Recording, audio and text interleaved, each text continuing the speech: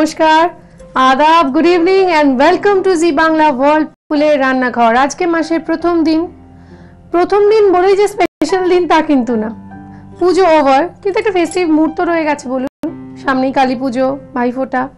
তো আমি সবসময় চেষ্টা করি, মানে আমরা ইনফ্যাক্ট চেষ্টা করি যে সমস্ত জায়গা থেকে জি বাংলা ওয়ার্লপুলের রান্নাঘর যবে থেকে শুরু হয়েছে আজ পর্যন্ত, শুধুমাত্র অভিনেতা অভিনেত্রী নয়, সমস্ত জায়গা থেকে নানান বিশিষ্ট মানুষকে তুলে আনতে আপনাদের অনুরোধে। তো তাকে চেষ্টা করেছি অনেকদিন ধরেই, কিন্তু এতই ব্যস্ত সেই মেঘবালিকা, যাকে আমরা সত্যি ছেলেবেলা থেকে হয়তো স্বপ্ন দেখেছেন অনেকে তার মতো হবেন, সেই মেঘবালিকা আজকে আমাদের স্পেশাল গেস্ট। কিন্তু আজকের দিনে মানে থার্সডেতে কে জানতে ইচ্ছে করছে? তো দেখে নিন এক ঝলক।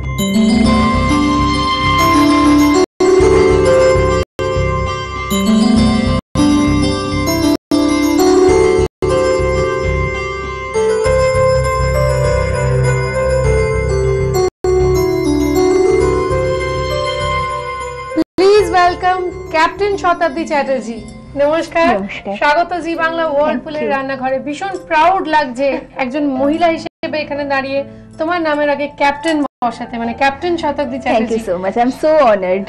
তুমি অনেকদিন ধরে শুনে অভ্যস্ত, তোমার কাছে নতুন কিছু নয়।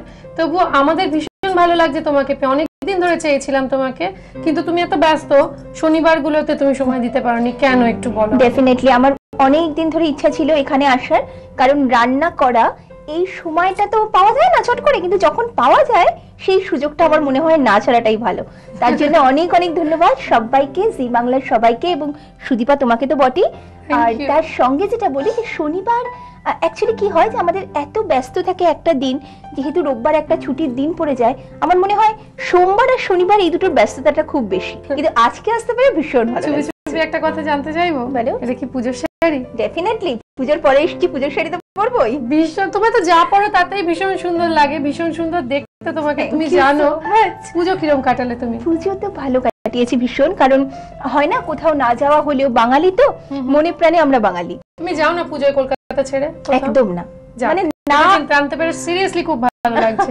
না যাওয়ারই চেষ্টা করি, যদি না হঠাৎ কোনো কাজ পড়ে যায়। তুমি তো খেতে ভালোবাসো মোটামুটি, এবং খাওয়াতেও ভালোবাসো। ডেফিনেটলি। তো রান্না করার সময় কি পাও? দেখো সত্যি কথা বলতে কি, মানে অনেক কিছু আছে, মানে যে জিনিসটা বেশি করে করা যায় না তার উপর একটা অ্যাট্রাকশন হয়, জানো তো। খুব বেশি রান্না করতে পারি এটা বলা একেবারেই ভুল, কিন্তু রান্না করার সুযোগ পেলে ছাড়ি না। যেমন ভালোবাসার যদি জায়গা থেকে বলো, ভীষণ ভালোবাসি। Thank you. আজকে আমাদের কি শেখাবে বলো? আজকে আমি যে রান্নাটা শেখাবো, এই রান্নাটার কিন্তু একটা খুব সুন্দর গল্প আছে। গল্প হচ্ছে এটা যে এই রান্নাটার সঙ্গে একটা ইতিহাস জড়িয়ে আছে। একটু আগে তুমি বলছিলে যে আমার পাইলট জীবনের কথা, তো যখন আমি ফ্লাইং শিখতাম হায়দ্রাবাদে, সেই সময় তুমি জানো যে হায়দ্রাবাদে অনেক খানদানি মুসলিমরা থাকেন, ওরা অনেক সুন্দর সুন্দর বিভিন্ন রকম রান্না করতে পারেন এবং ভীষণ টেস্টি সেই সমস্ত খাবার। ঠিক সেখানে একটা আফগান ফ্যামিলির সঙ্গে আমার আলাপ হয়, এবং তাদের বাড়িতে প্রথম আমি এই রান্নাটা খাই। কি নাম এটা? এটার নাম হচ্ছে আকবরি পছন্দ। আকবরি পছন্দ? হ্যাঁ, মানে আকবরের পছন্দের রান্না। ডেফিনেটলি। তোমরা হয়তো, আমরা অনেকে জানো যে আকবরের যে নবরত্নের সভায় একজন খানসামা ছিলেন। তো কথিত আছে এটা, মানে আমি ওনাদের মুখ থেকেই শোনা, যে উনি কিন্তু প্রথম এই রান্নাটা করে আকবরকে খাইয়েছিলেন। এবং একটা কথা আছে জানো তো উর্দুতে, যে একটা শের বলি আমি আজকে, সেটা হচ্ছে খুদা কা না পছন্দ হ্যায় শক্ত জুবান মে, पैदा हुई इसीलिए ना हड्डी जुबान में। মানে আমাদের ঈশ্বর কখনো চান না আমরা কোনো শক্ত কথা বলি, সেই জন্য দেখো আমাদের মুখে কোনো হাড় নেই।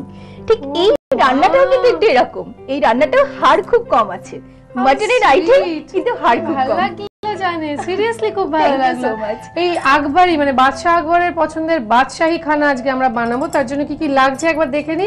লাগছে সাদা তেল এবং পেঁয়াজ কুচি রয়েছে, টক দই রয়েছে, মাটন রয়েছে। মাটন কি এটা? মাটন বোনলেস, খুব ঠিকঠাক বোনলেস না, যারা একদম বোনলেস পছন্দ করেন যেমন আমি বানাতে পারেন, আবার যদি একটু হাড় খেতে চান একটু ছোট করে কুচি হবে মাটনটা। আচ্ছা, একদম ছোট ছোট করে কাটা মাটন, এবং রয়েছে নুন, চিনি। এটা কি রসুন বাটা? এটা রসুন বাটা। রসুন বাটা। এটা শুকনো লঙ্কা গুঁড়ো না কাশ্মীরি মির্চ পাউডার? এটা শুকনো লঙ্কার গুঁড়ো। শুকনো লঙ্কার গুঁড়ো। তার পাশে রয়েছে কি ওটা? এটা হচ্ছে শাহজিরা, শাহজিরে গুঁড়ো। শাহজিরে গুঁড়ো। তার পাশে জায়ফল, জায়ফল আর গুঁড়ো, শামরিচ। জায়ফল আর শামরিচ গুঁড়ো। আর তার পাশে আমি বললাম শুকনো লঙ্কার গুঁড়ো, শাহজিরা সাজিরা জায়ফল সামরিচ। ও আচ্ছা, আলাদা আলাদা করে রাখা আছে। আমি সাজিরা সামরিচ একসঙ্গে মেশানো বোধহয়। না না না, আলাদা করে রাখা হয়েছে। এটাকে যখন গুঁড়ো করা হবে তখন একটু গরম করে গুঁড়ো করতে হয়। শুকনো খোলা একটুখানি ফ্রাই করে নিয়ে গরম করা বা মাইক্রোওয়েভে 30 সেকেন্ড দিয়ে তারপরে গুঁড়ো করে একসঙ্গে এটা গুঁড়ো করে রেখে দেওয়াটা ভালো। আর অনেক কাজে লাগে। যখন রান্নাটা করবে সেই সময় যদি একটু করো, মানে রান্নাটা করার একটু আগে থেকে, তাহলে টেস্টটা ফ্লেভারটা আরো ভালো আসে।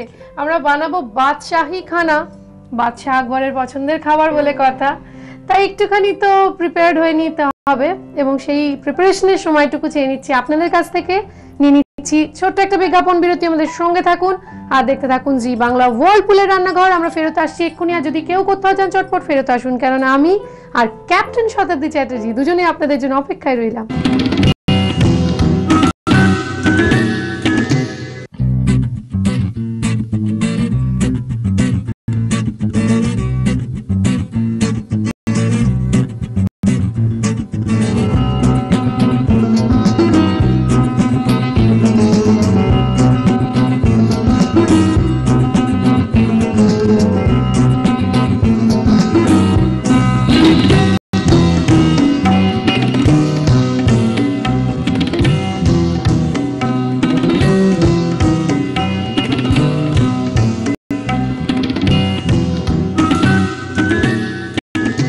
Welcome back.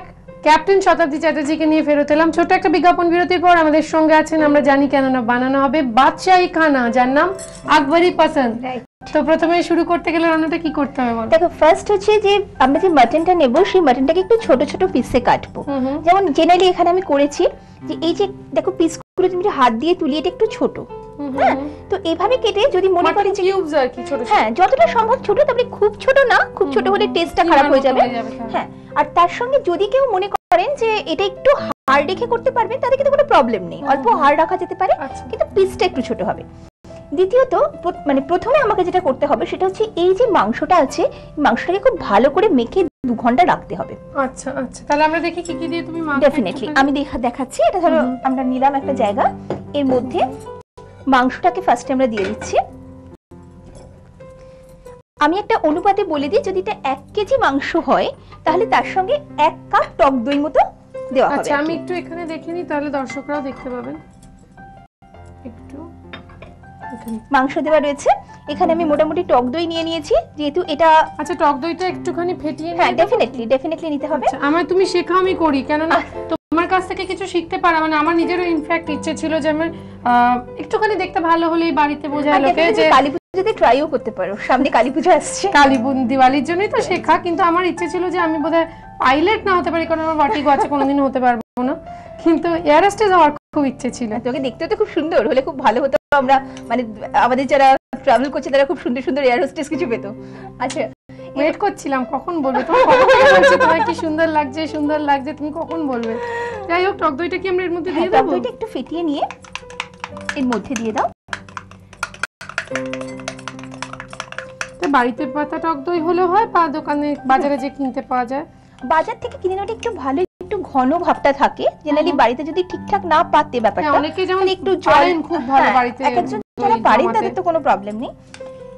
এখানে এরপর হ্যাঁ পুরোটাই দিয়ে দিলে এর সঙ্গে আমরা আমি আগে সবটা মিশিয়ে নিই, তারপর আচ্ছা আচ্ছা এর সঙ্গে রসুন বাটা, তাহলে 2 চা চামচ মতো রসুন বাটা এর সঙ্গে দেওয়া হলো। আচ্ছা, তার সঙ্গে নুন আর চিনি পরিমাণ মতো। আমি একটু মেশাতে থাকছি। হ্যাঁ মেশাতে থাকো, সময় কম তো আমাদের, তোমার সাথে গল্পটাই বাকি থেকে যাবে। নুন কেউ বোধহয় তোমার এর আগে এই রূপে দেখেনি না? ক্যাপ্টেন শতাব্দী চ্যাটার্জি রান্না করছে। আর এটা হচ্ছে চিনি, নুন আর চিনি দেওয়া হলো। মানে যে রাধে সে চুল বাঁধে, এটা ঠিক চট করে দেখা যায়। আমার চুলটা খোলাই আছে, তোমার খোলা চুলই বেশি সুন্দর দেখায়। Thank you. আচ্ছা, এটা হচ্ছে শুকনো লঙ্কার গুঁড়ো, এটা আমি দিয়ে দিলাম 1 চা চামচ মতো। এটাকে খুব ভালো করে মেখে 2 ঘন্টা কিন্তু রেখে দিতে হবে। হাতে মাখাটা ভালো, কিন্তু আমাদের সেজে গুজে আছি তো ওইটাই। আচ্ছা, এখনো পুজো গন্ধটা যায়নি তো? হ্যাঁ, সামনে দিওয়ালি রয়েছে না। এটা খুব হাতে মাখলে সত্যি খুব ভালো হয়, মানে মাখাটা খুব সুন্দর হয়। আর সবথেকে যেটা ইম্পর্টেন্ট, এখন আর কিছু দিতে হবে না, হয়ে গেল তো। এটাকে একটু সাইড করে ভালো করে মেখে একটা ঢাকা দিয়ে জাস্ট ঘন্টা দুয়েক রেখে দেওয়া। আচ্ছা, আমাদের তো সময় কম, ঘন্টা দুয়েক তো রাখতে পারবো না, আপাতত এখানে থাক। এবার রান্নাটা শুরু করে দিই আমরা। এখানে একটা কথা একটুখানি বলে রাখি আমি, যে এই যে মাংসটা হচ্ছে, এই মাংসতে কিন্তু দরকার লাগলে জল ইউজ হবে। মানে মাটনের যে নিজস্ব জল বেরোবে তাতে সেদ্ধ হয়ে যাবে। দইয়ের যে ব্যাপারটা মাখানো হলো এবং মাটনের যেটা রইলো, এর মধ্যে কিন্তু মাংসটা সিদ্ধ হয়ে যাওয়ার কথা। কিন্তু যেহেতু মাংসের কোয়ালিটি ডিফারেন্ট হয়, ধরো কচি পাঠা কেউ নিয়ে রান্না করলেন, কেউ একটুখানি রেওয়াজি নিয়ে করলেন, তো তার জন্য যদি লাস্টে মনে হয় তখন খুব পরিমাণ মতো জল দিয়ে ঢাকা দিলে ভালো হয় আর কি, তাকে একটু সিদ্ধ করে। আচ্ছা, এবার রান্নাটা শুরু করি। কি করতে হবে? গ্যাস অন প্রথমে গ্যাস অন করো। প্রথমে বাদাম তেল দিতে হবে। 1 কেজি মাংসের জন্য 1 কাপ মতো বাদাম তেল লাগবে কিন্তু। আমি মোটামুটি একটু দিয়ে দিলাম, বাদাম তেলটা গরম হোক। তেলটা যতক্ষণ গরম হয় ততক্ষণ শুনি, একটা ছবি দেখছিলাম যে একজন একটা বিদেশে থাইল্যান্ড বা ওই জাতীয় জায়গা দেখে মনে হলো, বুঝতে পারলাম না এক্স্যাক্টলি কোথায়, একজন ভদ্রলোক একজন ভদ্রমহিলা দাঁড়িয়ে, তারা কারা? অ্যাকচুয়ালি আমি ফিলিপাইন্সে ছিলাম, এবং সিঙ্গাপুর এবং ফিলিপাইন্সে আমার এখান থেকে কমার্শিয়াল পাইলট লাইসেন্স পাওয়ার পর, এটা ধরে নাও 2000 সাল নাগাদ। তো সেই সময় আমি যেখানে ছিলাম, অ্যাকচুয়ালি সেই ছবিটায় দেখা গেছে একজন ফিলিপিনো ভদ্রলোক এবং ভদ্রমহিলা, এবং ভদ্রমহিলাকে সালোয়ার কামিজ পরানো। অ্যাকচুয়ালি আমি ইন্ডিয়ান ড্রেস ভীষণ পছন্দ করি, পরানা মানে পরাটা হয়ে ওঠা হয় না। হ্যাঁ, ব্লেজার পরলে কি ভালো লাগে, কিন্তু পরাটা হয়ে ওঠা হয় না। কিন্তু সেখানে যখন আমরা গেছিলাম, তখন জেনারেলি তোমরা জানোই যে ইন্ডিয়ান ড্রেসের প্রতি সবার একটা ভীষণ আকর্ষণ থাকে। তো উনি আমাকে বলেছিলেন যে তুমি যখন নেক্সট বার ইন্ডিয়া যাবে, তখন আমার জন্য তুমি একটা সালোয়ার কামিজ নিয়ে আসবে। তো ওটা একটা খুব সুন্দর স্মৃতি। তিনি তো অনেকদিন তার সঙ্গে কোনো যোগাযোগ নেই, কাজের ক্ষেত্রে মানে আমরা করব ভাবলেও হয়ে ওঠা হয় না। কিন্তু সেই সালোয়ার কামিজ পরা ওনার সেই প্রথম দিনের ছবিটা আমার কাছে আজও রয়েছে। আমরা মাম বলতাম, ওনার নাম ছিল মাম, মানে মাম নামেই খুব ফেমাস উনি ওখানে। এন্ড এন্ড্রু পাগিতা ওনার নাম আর কি, ওদের নামগুলো একটু অন্যরকম হয়। তো উনি ভীষণ একজন, কিন্তু উনিও একজন খুব মানে খুব পাওয়ারফুল লেডি ছিলেন, জানো, মানে অনেক বিজনেস দেখতেন। ওনার যে বিশাল বড় বাড়ি ছিল, নট এক্স্যাক্টলি ইন্সপায়ার করেছেন, অনেক হেল্প করেছেন। মানে বিদেশে যাওয়ার পর যে একটা নিজের মতো কাউকে পাওয়া, তাও অনেক দূর। তেলটা গরম হয়েছে, প্রায় কিছু দিয়ে দেবো। হ্যাঁ, তেলটা একটু গরম হয়ে গেলে রান্না করতে করতে আমরা গল্পটা করি বড়। হ্যাঁ, এত সময় কম না, তোমার কাছ থেকে এত কিছু জানতে ইচ্ছে করছে। তেলটা গরম হয়ে গেল, তো এখানে পেঁয়াজটাকে কুচিয়ে রেখেছি আমি। এখানে 1 কাপের থেকে একটু বেশি, যেমন এই কোয়ান্টিটি একদম ঠিক, এটা একটা পেঁয়াজ কুচি এর মধ্যে দিতে হবে। আচ্ছা, আমি দিচ্ছি। তুমি সুন্দর সেজে গুজে রয়েছো। তুমি শুধু আমায় বলো যে যখন কলকাতা থেকে প্রথম মহিলা পাইলট তুমি, মোস্ট প্রবাবলি, তো আমি যতদূর জানি, তো সেক্ষেত্রে তোমার কোনো প্রতিবন্ধকতা আসেনি তোমার আগে যখন কেউ কলকাতা থেকে হয়নি? না, প্রতিবন্ধকতা তো সেরকম কোনো আসেনি। তবে হ্যাঁ, অনেকে সাহস পেয়েছে পরবর্তীকালে। যেমন ধরো, একটা যুগ ছিল যখন এভিয়েশনে বাঙালিরা ভীষণ ছিলেন, কিন্তু পরবর্তীকালে কি হয়, বাঙালিরা খুব কমে যান। মানে দিল্লি এবং বম্বেই খুব লিড করতো ব্যাপারটা। তো যখন আমরা ফ্লাইং করতে গেলাম, তখন আমরা তো বাঙালি পাচ্ছিলামই না, খুব কম। তো সেই জায়গাতে যদি কখনো বাঙালিতে কে ইন্সপায়ার করেছিল তোমার? অ্যাকচুয়ালি কেউই বলেনি, কিন্তু একটা খুব মজার গল্প আছে। যখন আমি মানে প্রথমবার নার্সারিতে স্কুলে গেছিলাম, তখন আমার জিজ্ঞেস করা হয়েছিল যে যারা প্লেন চালায় তাদের কি বলে। তো আনসারটা আমি পারিনি। তো বাড়িতে এসে যখন মাকে জিজ্ঞেস করলাম, তো মা বললেন যে এদের পাইলট বলে। তো প্রথমে না এই পাইলট ওয়ার্ডটা আমার ভীষণ ভালো লেগেছিল।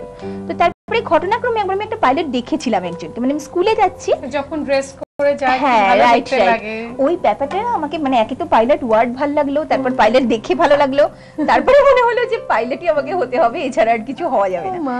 তো এইরকম শুরু আর কি। এবার কি মাটনটার মধ্যে দেবো? এটা তো মোটামুটি একটু হয়ে গেছে। এবার এর মধ্যে এই যে আমরা রেখে দিয়েছিলাম পুরো জিনিসটাকে, হ্যাঁ, এই চামচটা একটু পাস কর। তুমি কিছু মনে করছো না তো তোমার রান্নাটা করতে দিচ্ছি না বলে? তোমার না, আমার তো খুব ভালোই হচ্ছে। Thank you. এবার মাটনটা দিয়ে, মাটনটা এবার এর মধ্যে দিয়ে দাও পুরোটা, এবং খানিকক্ষণ পরে একটু কম আঁচে রেখে দিলে দেখবে যে তেলটা ভেসে উঠবে, মানে জলও বেরোবে এর থেকে একটু, হ্যাঁ বেরোবে। এবং এটা লাস্টে যখন আমরা বাকি যে মশলাগুলো আছে, এই মশলাগুলো যখন আমরা দিয়ে দেবো এর উপর, তখন একবার দেখে নিতে হবে খানিকক্ষণ নাড়ানাড়ি করে, মাংসটা টেস্ট করে যে এর সিচুয়েশনটা কেমন। কারণ এই মাংসটার একটা বৈশিষ্ট্য হচ্ছে যে খুব কম সময় এবং খুব কম, হলুদ যেমন আমরা মাংস ইউজ করি বা আমরা যেমন আদা বাটা ইউজ করি, এখানে কিন্তু এগুলো কিছু ইউজ হচ্ছে না। তার উপর মাংসটা বাদাম তেলে রান্না হচ্ছে, সর্ষের তেল কিন্তু ইউজ হচ্ছে না। হ্যাঁ, সেটাই আমি জানতে চাইছিলাম যে সর্ষের তেলে কি এটা করা যেতে পারে নাকি এটা বাদাম তেলেই স্পেশালি হয়? বাদাম তেলেই করো, আমি তো কখনো করিনি সর্ষের তেলে, যেমন আমি দেখেছি। তো এইভাবে এটা করার পর একটু নাড়তে হবে জিনিসটা। এটা একটু মিক্স করছি, মিক্সিংটা করে নিয়ে কিছুক্ষণ একটু নাড়তে হবে, একটু নাড়াচাড়া করতে হবে, বোঝাই যাচ্ছে। একটু মিক্সিংটা ভালো করে নিয়ে ফেরত আসছি ছোট্ট একটা বিজ্ঞাপন বিরতির পর। আমাদের সঙ্গে থাকুন আর দেখতে থাকুন জি বাংলা ওয়ার্লপুলের রান্নাঘর। ফেরত আসছি, জানেনই তো এক্ষুনি।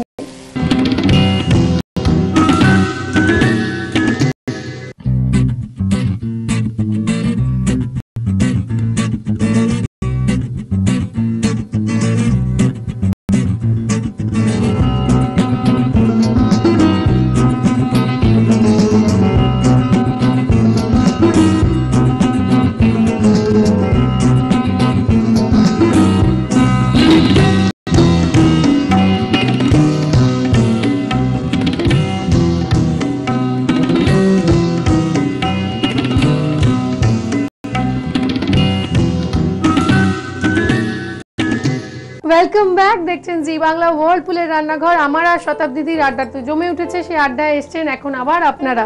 একটা ছোট্ট বিজ্ঞাপন বিরতির পর আমরা বানাচ্ছি বাদশাহী একটা খানা, তার নাম যেন কি ছিল? আকবরি পছন্দ। আকবরি পছন্দ। কি যে হয় আমার এই একটাই প্রবলেম, জানো তো, নামগুলো আমি ভুলে যাই, কারণ তোমাদের সঙ্গে আড্ডা দিতে এত মজা লাগে। সেই কাজ করছো না তুমি, এটা খুব বড় কাজ আমাদের হয়ে করে দাও, সেটা হচ্ছে রান্নাটা করে দাও। ও থ্যাংক ইউ। আচ্ছা দেখো, তুমি যেরকম বলেছিলে কতটা জল বেরোবে, দেখো জল বেরিয়েছে অলরেডি, অনেক তেলও ভেসে বেরিয়েছে। এরকমই তো। হ্যাঁ, এই সময় হচ্ছে যখন তুমি যে তিনটে মশলা যে আমি আলাদা করে রেখে দিয়েছিলাম, সাজিরা, সামরিচ আর জায়ফল, এই তিনটেকে এবার এর উপরে ছড়িয়ে দেবে। মোটামুটি 1 চামচ করে নেবে। আচ্ছা আমি একটা কথা বলো, সাজিরে, সামরিচ, জায়ফল তো একসঙ্গেই তাহলে শুকনো খোলায় ভেজে গুঁড়ো করে নিশ্চয়ই দেওয়া যায়, কিন্তু যেহেতু আমি তোমাকে একটু আগে বললাম যে আমার মা বলেন যে আমি রান্না করি না, আমি ল্যাবরেটরিতে কাজ করি নাকি, কারণ যতটা দেওয়া থাকে ততটাই আমি দিই, মানে যেটা আমি শুনি ওটাই আমি ফলো করি, নিজে খুব একটা এক্সপেরিমেন্ট করতে যাই না, কারণ এক্সপেরিমেন্টের জন্য একটু টাইম লাগে। তো যার জন্য আমি দেখেছিলাম যে ওনারা এরামই করতেন, মানে তিনটে ধরো আলাদা করে সাজিরাকে, সামরিচকে। আসলে যেটা হয় বাড়িতে স্টোর করে রাখার জন্য এটা খুব মশলাগুলো খুব জরুরি মশলা, চট করে মানে বানানো যায় না, তাই একসঙ্গে অনেকে ভালো করে বানিয়ে রাখতে পারে। আবার অনেক রান্না আছে যেখানে শুধুমাত্র হয়তো জায়ফল দরকার, সেখানে হয়তো সাজিরা, সামরিচটা লাগবে না, তো সেই জায়গায় কিন্তু তখন ওইটাই শুধু কাজে আসে।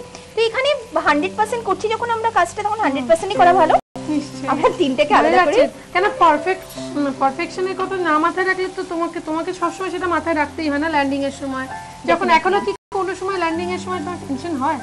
টেনশন হয় না, জানো আমরা আগে জানতাম কি এটা খুব মানে যখন দেখো আমি যদি প্যাসেঞ্জার হই, আমি যদি শুনি ক্যাপ্টেন শতাব্দী চ্যাটার্জি আজকে ফ্লাই করছেন, যদি হয় কোনোদিন এরকম সিচুয়েশন, আমার তো এক্সপেকটেশন এমনি বেশি গ্রো করে যাবে না, তো সেক্ষেত্রে তোমার কোনো টেনশন থাকে যে এক্সট্রা দায়িত্ব, এক্সট্রা প্রেসার কোনো নামের জন্য? মানে বেসিক্যালি এমন হয় যে প্রত্যেকটা ল্যান্ডিং কিন্তু আলাদা, একটা ল্যান্ডিং আরেকটা ল্যান্ডিং এর সাথে কোনোদিন মেলে না, যেটা আমাদের বলা হয়েছিল। হ্যাঁ, প্রত্যেকটা সিচুয়েশন, কারণ আমাদের প্রকৃতিকে আমরা আজ অব্দি প্রেডিক্ট করতে পারিনি। তোমার উইন্ড বলো, যে কিছু দিক থেকে বলো, দুটোর সময় মানে ওয়েদার একরকম হয় না, তো সেই জায়গাটা থেকে একটা ল্যান্ডিং তো ডেফিনেটলি আরেকটা থেকে আলাদা। কিন্তু সবথেকে ঢাকা দিয়ে দেবো। হ্যাঁ, এটা একটু ঢাকা দাও, সেটা হচ্ছে আঁচটা একটু কমাও আর একটু ঢাকাটা দিয়ে দাও, মাংসটা সিদ্ধ হয়ে যাবে এর মধ্যে। এটা আঁচ কমিয়ে ঢাকা দিয়ে দিলাম, সেদ্ধ হোক, ততক্ষণ শুনি তোমার একটুখানি গল্প। হ্যাঁ, এখানে যেটা আমি বলছিলাম যে মানে কিন্তু কি হয়, এটা একটা প্র্যাকটিস, জানো, মানে যখন আমরা একটা কাজ করি ব্যাপারটা নিয়ে আমরা খুব ভাবি যে যে কোনো একটা জিনিস, ধরো যে কোনো সাবজেক্ট হতে পারে, সেটা তুমি যদি একটু ভাবো, তার জন্য কিন্তু তোমার কাজটা অনেক বেশি ভালো হয়।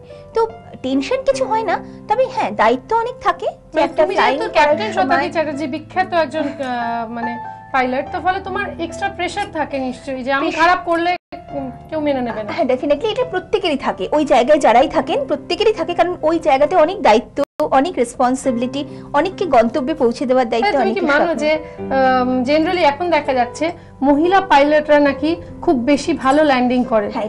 এটা কেন, কি জন্য? এটা মানে এটা আমি একজন প্যাসেঞ্জার হিসেবে বলছি, মানে আমি শুনেছি, মানে আর কো প্যাসেঞ্জাররা তারা বলছে ও মহিলা পাইলট, ও তাহলে ল্যান্ডিং ঠিকঠাক হবে। কেন বলো তো? আমরা এটা বলি মহিলারা খুব সফট হয়, তো খুব জোরে ধাক্কাই দিতে চায় না এয়ারক্রাফটটাকে, আমি এয়ারক্রাফটটাকে যত্ন করে নামিয়ে দিই। রান্না রেডি, আপনারাও রেডি তো? দেখে নিন তাহলে এই রেসিপিটা আরেকবার। আকবরি পছন্দ বানানোর জন্য প্রথমে একটি পাত্রে ছোট ছোট মাটন কিউব দিয়ে তাতে একে একে ফ্যাটানো টক দই, রসুন বাটা, নুন, চিনি আর শুকনো লঙ্কার গুঁড়ো দিয়ে মেখে অন্তত 2 থেকে 3 ঘন্টা ম্যারিনেট করে রাখতে হবে। এবার ফ্রাইং প্যানে সাদা তেল গরম করে পেঁয়াজ কুচি হালকা করে ভেজে মাটন কিউবসগুলো ওর মধ্যে দিয়ে কিছুক্ষণ নাড়াচাড়া করে তাতে শাহ মরিচ গুঁড়ো, শাহ জিরে গুঁড়ো আর জায়ফল গুঁড়ো দিয়ে আরও কিছুক্ষণ ভালো করে মিক্স করে আঁচ কমিয়ে ঢাকা দিয়ে রাখলেই রেডি বাদশাহী খানা আকবরি পছন্দ। ইচ্ছে মতো সাজিয়ে সার্ভ করুন। আজকের টিপস পাঠিয়েছেন রিনা মণ্ডল, কলকাতা 28 থেকে। কাচের বাসনে যদি দাগ বসে যায় তাহলে টুথপেস্ট দিয়ে ঘষে নিলেই সহজেই উঠে যাবে। এখানে এসে আড্ডা চলে রান্না শেয়ার করতে গেলে যেটা করতে হয় সেটা হচ্ছে আপনার শ্রেষ্ঠ রেসিপিটা আপনারই 1 কপি ছবি সমেত পাঠিয়ে দিতে হবে আমাদের ঠিকানা। আমাদের মেইলও করতে পারেন, তাই আমাদের অ্যাড্রেস আর ইমেল আইডি হলো জি বাংলা ওয়ার্লপুলের রান্নাঘর, care of Zee Telefilms limited, post box 9051, park street, head office, Kolkata 16, email zbangla@znetwork.com। এবার এটা খেয়ে জানাই কিরকম হয়েছে, তো ভুললে চলবে না।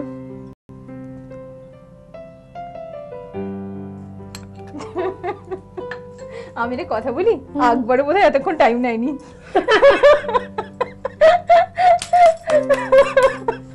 সিরিয়াসলি অসাধারণ হয়েছে। Thank you very much. ভীষণ ভীষণ ভালো লাগলো তোমার সঙ্গে আড্ডা চলে রান্না, এবং এখানেই শেষ নয় কিন্তু তোমার জন্য রয়েছে কিছু গিফট, সেগুলো আমরা এক এক করে দিয়ে দেবো। প্রথমেই রয়েছে 103 বছরের প্রসিদ্ধ লক্ষ্মী ব্র্যান্ডের শুদ্ধ এবং গাওয়া ঘি শুধুমাত্র তোমার জন্য। Thank you. আর রয়েছে 100 বছরেরও বেশি সময় ধরে ঘরে ঘরে জনপ্রিয় প্রাগ অয়েল মিক্সের গণেশ মার্কা খাঁটি সরষের তেলের তরফ থেকে একটা গিফট হ্যাম্পার। Thank you. এবং রয়েছে ছোট টিপ, হালকা লিপস্টিক আর জামিনী শাড়ির তরফ থেকে একটা সুন্দর শাড়ি তোমার জন্য। Thank you. আমরা ভীষণ ভীষণ গর্বিত, প্রাউড ভীষণ যে তুমি আজকে এসেছো আমাদের সঙ্গে, এবং যাতে আমাদের কিছুতে ভুলে না যাও তাই তোমার জন্য রয়েছে একটা মেমেন্টো জি বাংলা ওয়ার্লপুলের রান্নাঘরের তরফ থেকে। এবং যেতে যেতে প্লিজ 2-1 লাইন কিছু, এত মিষ্টি গলা যার, তার কাছ থেকে 2-1 লাইন কিছু শুনবো গান। আচ্ছা দেখো, গানটা কিন্তু আমি ঠিকঠাক গাইতে পারি না, মানে যেটা পারি ওটা হয়ে গেছে সেই পর্বটা। এখন গানের ব্যাপারটা হচ্ছে যে আজকে পুজো চলছে, একটু ট্র্যাডিশনাল ব্যাপার, তো আমি কালী পুজো, হ্যাঁ মানে মরশুমটাই কিছু এমন আর কি। যেমন আমরা শাড়ি, তুমি তো শাড়ি পরো, আমি তো শাড়ি পরে আছি, সবটা একটু অন্যরকম। তো আজকে একটু ছোট্ট একটু আমাদের একটু যে মানে ফোক সং আছে সেরকম আমি একটু গাইছি। বাউ খুন্তা বাতাস যেমন ঘুরিয়া ঘুরিয়া মরে, কে ওরে ওই মতো মোর গাড়ির চাকা পন্থে পন্থে ঘুরে রে, কি গাড়িয়াল মুই চালং রাজপন্থে। Wonderful wonderful performance, thank you. ভাইফোঁটার যেহেতু আগের যে মাইক্রোওয়েভ এপিসোড সেটাতে আমরা সেলিব্রেট করব দিওয়ালি, তাই আজকে আমরা সেলিব্রেট করছি in advance Bhaiphonta special episode